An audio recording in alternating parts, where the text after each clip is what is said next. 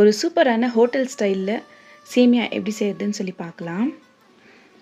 ஒரு பேனில் நல்லா கொதிக்கிற தண்ணியில் 1 டேபிள் ஸ்பூன் எண்ணெய் கூடவே தேவையான அளவு உப்பு சேர்த்துட்டு அணில் சேமியாவை அதில் கொட்டி நல்லா வேக வச்சு எடுத்து தனியாக வச்சுக்கோங்க. ஒரு கடாயில் முந்திரி பருப்பு சேர்த்துட்டு 1 ஸ்பூன் நெய்யில் நல்லா அத்தியம் வறுத்துட்டு தனியாக எடுத்து வச்சுட்டு கூடவே 2 டேபிள் ஸ்பூன் எண்ணெய், கடுகு, சீரகம், உளுத்தப்பருப்பு, கடலைப்பருப்பு, இஞ்சி, பச்சை மிளகாய், கருவேப்பிலை, பொடியாக கட் பண்ண வெங்காயம், கேரட், பீன்ஸ் எல்லாத்தையும் போட்டு வதக்குன்னு வதக்குங்க. கூடவே தேவையான அளவு உப்பு, 1 டீஸ்பூன் அளவுக்கு மஞ்சள் தூள் சேர்த்து எல்லாத்தையும் ஒன்றா கலந்துட்டு நல்லா வேக வச்சு எடுத்துக்கோங்க.